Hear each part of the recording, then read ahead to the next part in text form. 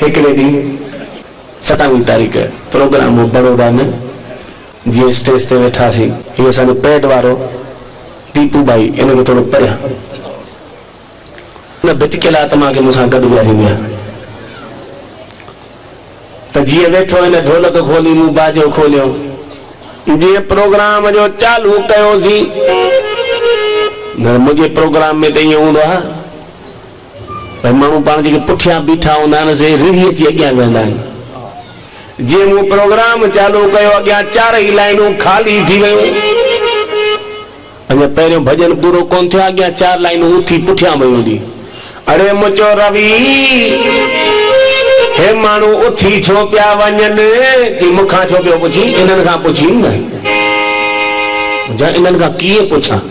धंधे ते असर पए न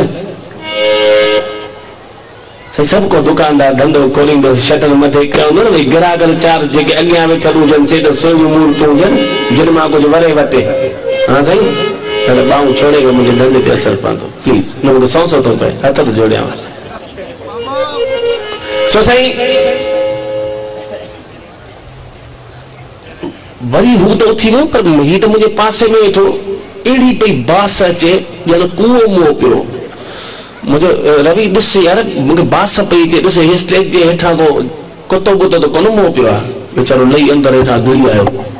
चई न भाऊ कुतो जा को बि मोल कोन्हे मुंहिंजो कोई एॾी बास किथां आई आहे चई मूंखे कहिड़ी ख़बर आहे मुंहिंजो शायदि बास खे ॾिसी करे माण्हू हलिया पिया हूंदा पुठियां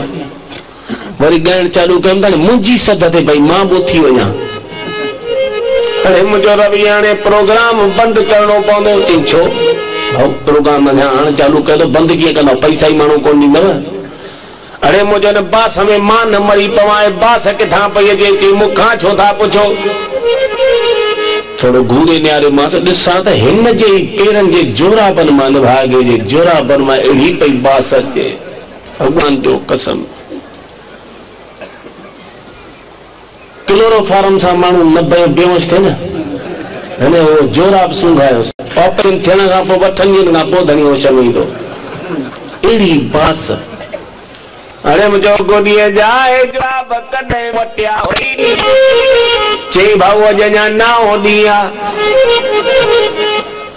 9 ॾींहं जोराबनि खे पातो अथई हे चवंदो 10 ॾींहं कोन्हे न त मां त मरी पवां सच पच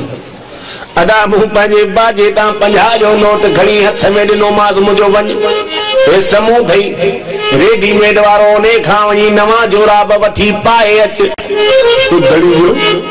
जोराब पाए सूट मथे खण में परे ॾेखारे वेंदो आहे चई ॾिस ॾिस मुंहिंजो ठीकु हाणे वे हाणे बास वेंदी जीअं पासे में अची वेठो प्रोग्राम चालू कयो ॾिसां त बास ॻारे खां बि वधीक पई अचे हाणे मुंहिंजो गुॾीअ जा हाणे बास काॾऊं पई अचे